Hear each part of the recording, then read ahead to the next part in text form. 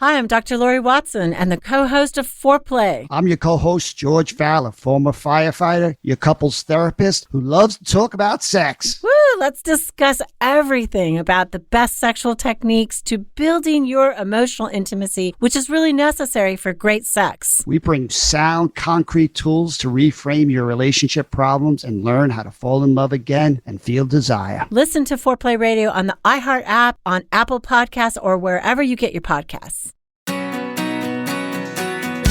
Hey, everybody. Thank you for listening to this episode of Marriage Therapy Radio. I'm Zach Brittle. I'm here with Laura Heck. This is our last episode of the year. It's the end of 2020. We're reflecting a little bit on what it means to kind of move through the holidays in this crazy season, and then also anticipate setting goals or intentions for next year, how you can help one another. But then we're going to take the week off and just kind of go be with our own families until our breakfast club, which is on December 30th at 9 a.m. Pacific time in the morning. That'll be the last time that you can visit with us in 2020. We're going to be talking about Emily Nagoski's book called Come As You Are, which I love. I think you should listen to it. You should read it, maybe, but I'm listening to it, and I think it's great because Emily reads it herself, and so you really get the idea of what's going on, but it's super, super helpful. And I think the conversation that we end up having about it on the 30th will be fun. You can register for that on our website, which is marriagetherapyradio.com. But for now, we're wrapping up 2020 with a very cool conversation. Stick around. It's the end of 2020, which means very soon, all of our everything's going to be all better. Be solved. Yeah. Hey, I do have some good news, though. I think You're not even going to ask me about my fantasy football team? No, actually, I was listening to our episode that we did, and I think I was just as annoyed listening to last week's episode. Awesome. As I was actually talking to you about your fantasy football team. Then I'm not going to tell you what happened. Well, I am kind of curious. You've been really spicy, by the way, like the text messages that you send me where you're like, well, I'm pretty sure it's your fault. It's got to be your fault. It cracks me up. All right, sorry. Watch this. Hey. Laura, I'm really sorry I cut you off. I need to be better about that. Thank you. Need to be better about it. Thank you. I appreciate your apology, your acknowledgement of your poor communication skills. So what happened to your fantasy football team? Well, it's the playoffs, which means it's 2 weekends in a row. Yeah. Last weekend, I was down pretty bad going into the Monday Night Football game. I needed 30 points. Woof. And I had Kareem Hunt on my team, and he scored 28 points. Yeah. Oh, so Kareem. I'm only down by 2 going into the next weekend. I like my chances. Okay. Yeah, all right. I'll let you know. Okay. Well, I'm glad you kept it short and sweet. You're welcome. Moving on. I don't want any more 1-star reviews. Did you? Okay. So I listened to your intro and I didn't realize that you've been going back and reading our reviews. It was an accident because I went back to see if we were still in chart. It's still beating the Holderness family. Oh, yeah. Are we? No, we're not. Oh, nuts. They must have come out with like a super hot single that everyone was listening to. We need to come up with a jingle. All about Hallmark movies. All about every Hallmark movie you've ever watched. That's right. Yeah. Yeah. No, I went back to and then I was like, I wonder what kind of reviews we have. And then I looked at the 1 stars and I remember some of them because they don't like when we talk about things other than marriage. Okay. Well, then let's talk about marriage. Okay. But I cut you off though. And I'm really sorry about that. I just want to offer my sincere apology. Yes. I feel it's really sincere and I sincerely appreciate your apology. You got it. Here's one of the things that's been kind of on my mind. Who writes 1-star reviews anyway? Have you ever written a 1-star review? Hold on. By the way, do you know that you have bad reviews as a therapist? Like your Google reviews? I know. Yeah. I'm proud of them actually. I just found out the other day though. I think I told you this. So I have a couple of 1-star reviews, which is fine. I know what that's about and I'm not worried about it. Yeah. But one of my old clients that I don't see anymore got so mad that they were like, I'm going to go write some 5-star reviews. Awesome. And so, you got to be a special kind of person to write a 1-star review. People don't write 1-star reviews. Like it's not worth your time. There is a campaign that I really appreciated when I was living in Salt Lake. Salt Lake has the most amazing skiing. You have Park City and anyway, Snowbird is one of the resorts there. And their whole marketing campaign is that the big bulletin boards are all of the 1-star reviews. And I love it. It's things like it's like those restaurants that say, come in and have the worst chicken salad sandwich that this one Yelp reviewer ever had. And in his whole life. Yeah. Or it's like, this restaurant serves way too much food. I have to take all of it home and eat it for the next 3 days. Oh, I hate that. It's that time of year again. Beginning on January 4th is another beginning to the Epic Wives Experiment. You can register by going to laurasexperiment.com. If this is your first time learning about the Epic Wives Experiment, it's for you only, ladies. It's a month-long opportunity for you to join the experiment. There are live weekly deep dive trainings on Mondays and Fridays where we're giving you the secrets to having the relationship you've always wanted. These are short but powerful lessons that you can rewatch anywhere, anytime. Tuesday, Wednesdays, and Thursdays, I'll be giving you weekly experiments. This is where the rubber meets the road. It's super easy, step-by-step experiments that turn your new knowledge into results. All of this is happening in conversation with hundreds of other women from around the world, and I will be guiding you every step of the way. You can register for the Epic Wives Experiment by going to laurasexperiment.com. Register before January 4th to join this quarter's experiment. laurasexperiment.com. Okay, so anyway, here's what's been on my mind. A little bit of a story. So I called today. By the way, do you know what your blood type is? I don't. I think I have a card somewhere, but I think I'm the special kind. You're the what? I'm the special kind that can give to anybody. O positive, is that what it is? O positive, yeah, I think that's the one. Okay, I just found out that I'm O positive, and I did that because I had to call the one place that has ever drawn my blood, which is the midwifery clinic where I gave birth to Holden. And I called and I said, hey, just by chance, do you guys happen to know what my blood type is? And they were really kind, and they were like, well, you haven't been a patient of ours for 6 years, but sure, we'll go ahead and give it to you. But the reason why I'm asking is because we've kind of had like some weird medical, I don't know how much I've talked about this on the podcast, but like weird medical stuff happening. And it just kind of makes me think to like be prepared. And so on my phone, I have all of my medical stuff updated. And anyway, it's kind of started me on this path of thinking about health and how like we've really kind of been taking it for granted. And I'm getting to that age where I feel like, I know you're kind of wondering where I'm going with this, right? No, I'm trying to remember, what's that code that you put on your spouse's name that tells the firefighters to call them first? ICE, in case of emergency. ICE. Yes, ICE. But you also have on your phone, like your own information. There's a medical ID information on there. Right on. So I've just been thinking about some major life transitions and changes because I've been more aware of health concerns recently and just how to not take it for granted. And so I've been thinking about like making some major life shifts and changes. And what's been on my mind related to couples is if one person decides like, holy moly, I need to make a major life transition or change. And it could be something like, I need to change my career because I'm unhappy, or I need to go back to school because I'm not getting anywhere with my current, education background, or I need to lose 100 pounds, or I need to cut out dairy because it's irritating. Remember that time when I told you I was going to cut out dairy? I remember. I was going to fix my gut. I haven't done that. But I'm thinking about giving up sugar. Woof. Yeah, I know. Okay. So just to ask you, does sugar for you, does that include like fake sugar? Because you really like Diet Coke. You're drinking a Diet Coke right now. I am drinking a Diet Coke right now. Does it include fake sugar? Ew, you're so gross. I hope that Jason keeps that. The glug, glug, glug. I don't know. I have to learn about it. That's one of the things that's cool, right? I mean, I think part of what's cool is like when you do decide that it's time to do something different, or you just want to hit reset, like in any meaningful way, there's a bit of that comes down to research. Thinking about giving up sugar. Abby, my daughter, her birthday is January 1st. Every single year since I can remember, we've gone to Krispy Kreme on January 1st, and people have just come.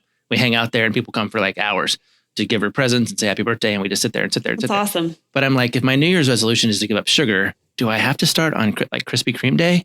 Or can I start researching on Krispy Kreme Day? And does that count? I think it counts. Because I want some donuts. It's whatever you decide. But you kind of got to the point of like, if you decide to give up sugar, And then you know in advance, like, yeah, I'm going to give up sugar, but then I do know that there's going to be Krispy Kreme day. And you have to go and be social. Because I think a lot of people can make a lot of life changes in a bubble. But then once you go outside of the bubble, it makes it very difficult. So like right now I'm thinking, okay, if I decide that I want to give up, let's say like alcohol, I know I'm going to a New Year's party, and I know at this New Year's party, they're going to be serving $500 bottles of wine because this man has an incredible wine collection and is incredibly generous. And basically you drink it or it goes bad. And so he's whipping out all the best bottles.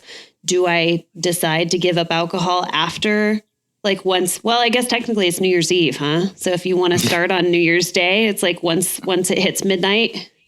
Well, I mean, of course, there's nothing magic about a day except for 2021 when everything's going to be okay again.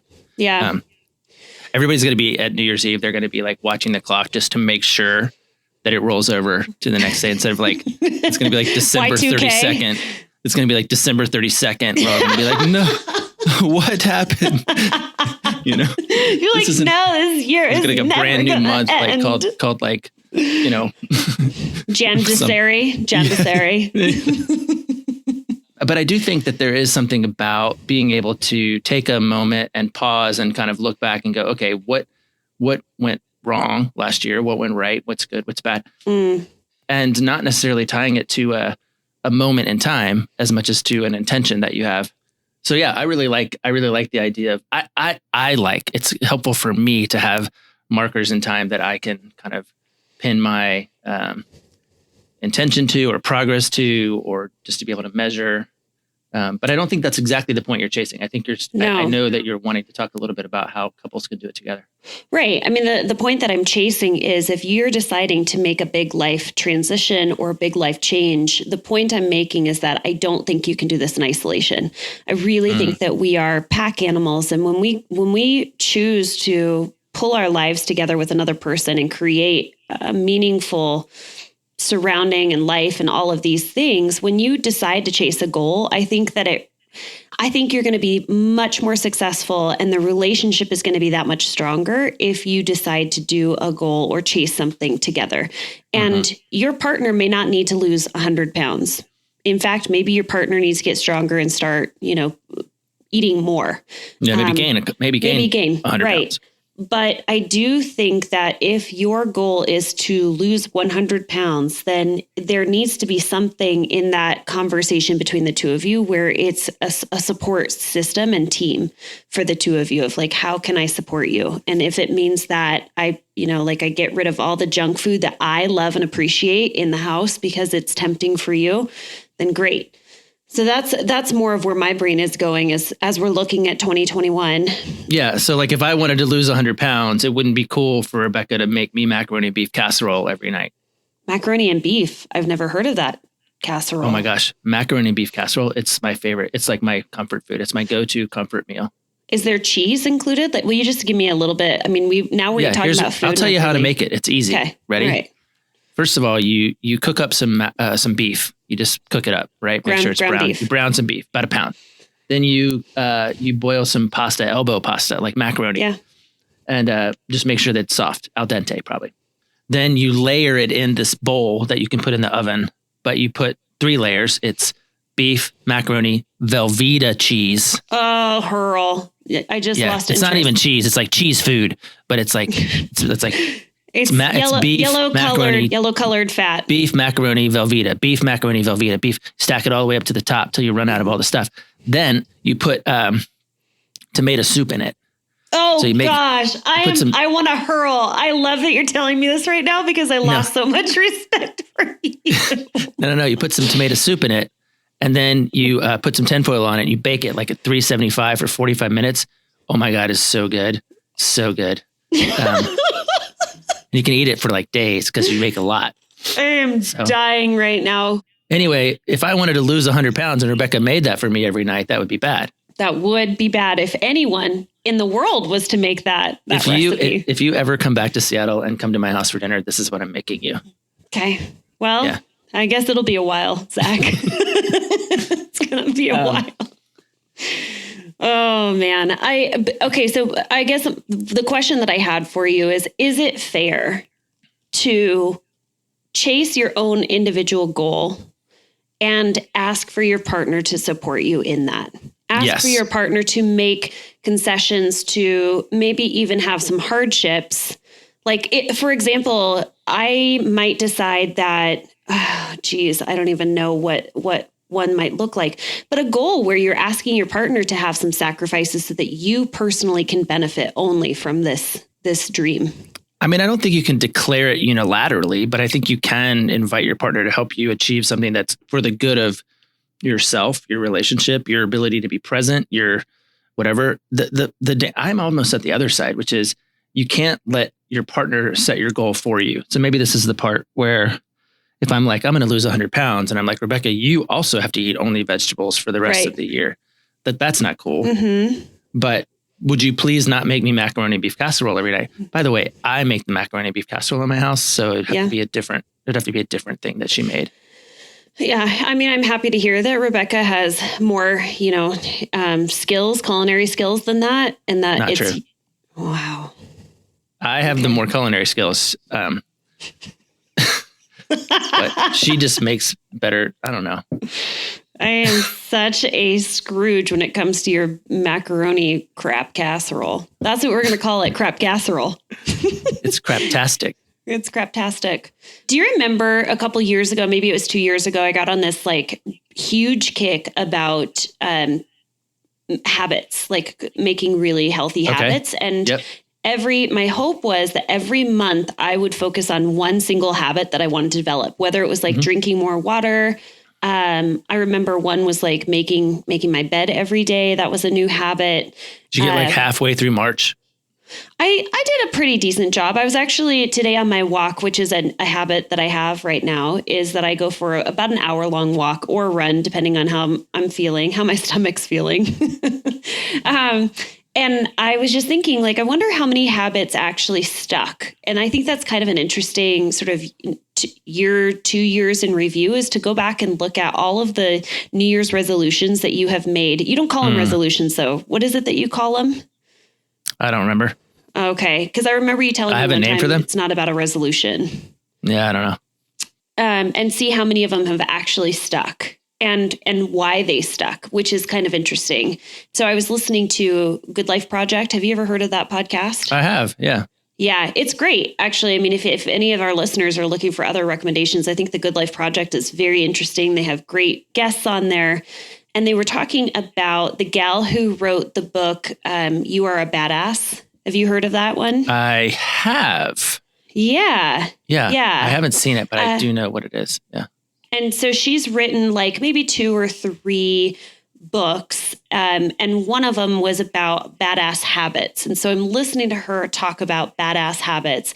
And the thing that I really liked is that she basically said, if you're going to make any sort of a change, it needs to be easy. It needs to be accessible. It needs to be something that can stick. And I was like, gosh, I wonder how many habits I have either asked couples to start developing, like rituals, that haven't stuck because it wasn't easy. Mm-hmm. And so I'm just kind of wondering if there are some habits that maybe you have tried to implement either in your relationship or personally where you're like, nope, that was an epic failure. That one definitely didn't work out. Yeah. I mean, I got tons of those. I'm an idea guy. So I come up with all these big grand ideas, and sometimes some of them stick and some of them don't. Gosh, I'm hard pressed to think of some that didn't, but some of my favorites that did, like, remember in 2000, I don't think I knew you in 2011. In 2011, no. I sent 211 postcards to 211 different people on 211 different days. Yeah. That was pretty fun. Yeah. But I like where your head's at in this way, because I told you before we started today, I wanted to talk about rituals and said, no, I don't want to talk about rituals. But here we are. We're going to talk about rituals because I do think these are important. Like right now, they're habits in the holiday time.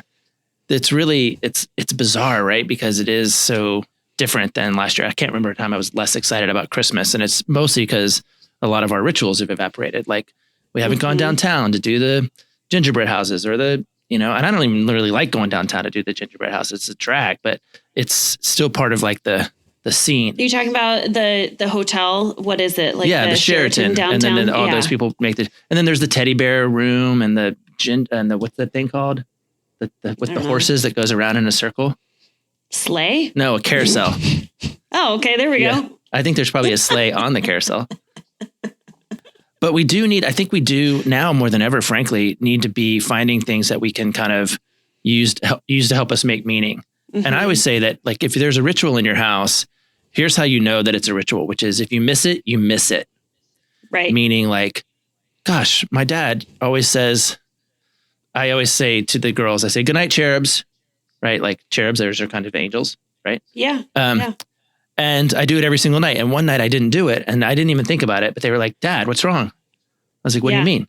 And they're like, well, you usually say good night, cherubs, and now you're just in bed. Are you okay? And I was like, oh, because I missed it, which means they missed it. And so it was a ritual, and that helps make meaning and it helps us mark time, I think. And so this last couple of weeks of any year, but this year in particular, I think is really, really good time to begin to think about, like, okay, what are going to be my intentions, my resolutions, my goals, my efforts, my habits that I want to take on in 2021. You're so right. Like, if there was ever a time to be looking forward and making meaning for yourself, because so much of it is out of our control, right? Sure. Like, I don't know if my kid is going to be in school. I don't know if I'm going to go back to a regular work schedule. I've been working evenings, and my husband, and so we've been like tag teaming for this last year where I don't get to do dinner with my kid anymore because I'm working evenings, and it's been so strange. But if there was ever a time to say, you know what, 2021, I'm going to take this back. I have a plan. I am going to, devote the first month. This is just my whole thing. Is like, I get bored with a year-long resolution, but if I make 12 small resolutions or 12 small habits, I dig it. I do too. Yeah. I think it can be anything. It doesn't have to be an action. It could just be I think this goes back to your book. It could just be a theme, right? Like the theme for January is going to be, call it sobriety, right? The theme for February is going to be joy. The theme for March is going to be gratitude. The theme for April is going to be adventure. Like, who knows? But I like this. That could be an interesting. It could be like a series that we carry on for 2021, where like one episode at the beginning of the month. Here's a really good example to your question, which is I got tons of really great ideas about the podcast. Like, we're going to do this series, we're going to do that series, and we're going to kick this off, and we're going to make this product, and we're going to sell that, and none of it, it always ends up just being us talking to each other because we, what do they say about the best laid plans of mice and men? I don't actually know what they say about the best laid plans of mice and men, but I know it's a thing. Okay. It's from a book. Can you name the book? Of Mice and Men? Yeah, there you go. Good. Sometimes I think that you look at the blonde hair and you think there is just a bunch of rocks rattling around over here. No, I know it's styrofoam. Oh boy, I would never go styrofoam. That's not good for the environment. No, not rocks rolling around in your head. It's styrofoam. Okay. That was a bad joke. Forget it. It was bad. It was. So I guess here's one of the things, if I'm going to add value to our listeners' lives at this point, it would be to ask yourself the question of, how are you going to make meaning of 2021? And of your own individual intention, resolution, goal, dream, whatever it might be, how can your partner support you in that would be the question of how can they be a part of it? Because right now I'm thinking about a lot of ways that I can support the people around me in their own resolutions of finding joy or de-stressing or getting clean and healthy or whatever it might be. It's like, well, how can I support these people in my lives so that they are that much more efficient, effective in accomplishing their own personal goals? Yeah, it's a good question. I think again, this is me reverse engineering, but I think the way you cannot do that is by caring more than they do. If Ryan says, I'm going to give up sugar, and he's having a really rough week or something, he comes home and he decides he's going to eat a cookie. You can't be like, smack, what are you doing eating that cookie? You have to let him make his choices, be an adult. I think this goes back to some of those themes around adult in the relationship. Like, I need to respect you enough as an adult to know that when you set an intention for yourself, my goal is to endorse and support it, not enforce it or police it. Right. I don't want to be in that role personally. And I don't want somebody else in that role inside my house. So what is it? So what does it mean to support? I think it means, I think it means to be aware and attentive. So like if Ryan comes home and does grab that cookie, you say, hey man, what's going on? Like, is there something, did I miss something? Or can I help in some way? Not smacking the cookie. Or here's the worst one, right? Like, yep, I knew you weren't going to make it. It's only January the 12th and you've already eaten cookies. Yep. So guess that sugar thing's out the window. Yeah, I agree. Asking your partner of like, how can I support you? What is going to be the best? How do you want to handle situations like this? And allowing them to be the guide of their own journey, but have you filling a supportive role in the way that they need you to show up. I like that. I like that a lot. The other thing too is that these things, like the stuff that we're talking about, this is why I like kind of themes for months or whatever, because it doesn't have to be something big. It doesn't have to be, I'm going to lose 100 pounds or I'm going to stop eating sugar or I'm going to conquer the stock market. It can be, I'm going to really like integrate kindness or I'm going to integrate risk or I'm going to integrate, call it sobriety, right? Like, and then what little things am I going to do every day to reinforce that? Like what little kind of minor things. And it could be as simple as like, good night, cherubs, you know, and just, I'm going to say that 30 days in a row. And then I'm going to stop on day 31 and just see if anybody notices, right? Like it's not a game, but just kind of creating rituals is more about consistency over time than it is about establishing some giant, you know, thing and shouting it from the rooftops with your trumpet. Totally. It has to be easy. It has to be small, something consistent, the small things done often, right? Sure. All right. Well, I really like this idea. And Zach, let's just put together some empty promises to one another that we're going to have themes every month for 2021 and let's just never do it. And that sounds good to me. I am going to be very kind to you in 2021. In the month of January. No, I'm kind. I've decided that I'm kind. That's a thing that I am, and I don't mind it. Well, here's the thing. This is why we enjoy one another's company is that we show up for each other the way we want to. Like it's just a very authentic relationship, and sometimes it's not kind. It's always playful, but it's not always kind. Is it always? No, it's not. But it's never cruel. No. Right? It may not be kind, but it's not cruel. I think that is true. I think that's maybe there's sides of the same coin. I don't know. But I like yanking your chain, pulling your leg. You like the same, like, you know, it is what it is. Whatever. Hey, by the way. Okay. So I have some friends, who are pilots and he overheard me refer to like, when I say, let's land this plane. And I was working with, I wanted to ask you this.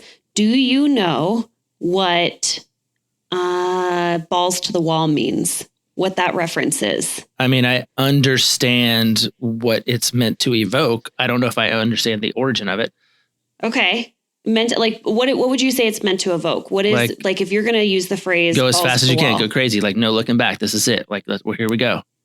Okay. So I used it, or maybe a client used it and we had a good giggle, right? Like they literally thought it was an anatomical ball that we're talking about. What kind of ball?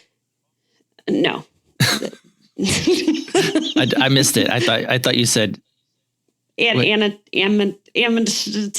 I can't say it. Yeah. Okay. Yeah. Body part. Anyway, balls to the wall is a reference for the pilots use. It's a throttle, and the end of the throttle is a ball. And when you go balls to the wall, it's basically like you're going super fast, right? Yeah. Cool. So that was the reference. And apparently there's a lot of other aviation references that we use in everyday language that we don't actually know where the origins are. That had nothing to do with what we were talking about, but I just wanted to share some interesting information with you. Right on. Yeah. You learn something new every day. Yeah. Hey, Zach. What? Let's land this plane. Let's say this. Let's say, Merry Christmas, Happy New Year, happy all the things, happy Hanukkah, We've Festivus, already passed Hanukkah. Kwanzaa. We've already passed Kwanzaa. Yep. Happy vaccine. Okay. Happy vaccination. And yeah, we're going to take next week off because it's Christmas and then it's New Year's. And then we're going to talk to you again in 2021 when everything's all better. See you on the other side. Better. Yeah. So, all right. Adios. okay, bye. Hey everyone, thanks so much for listening to Marriage Therapy Radio. Again, we do have our, what are we calling it? Breakfast Conversations? Breakfast Club? And that's happening on Wednesday the 30th at 9:00 a.m. And also just wanted to let you know that you have heard us talk about the Epic Wives Experiment. We are starting our next Epic Wives Experiment on January 4th. So if you're looking to register for that, do go to laurasexperiment.com. It's LAURAS, laurasexperiment.com to register before January 4th. Thanks for all of your time and attention, making your relationship better today than it was yesterday.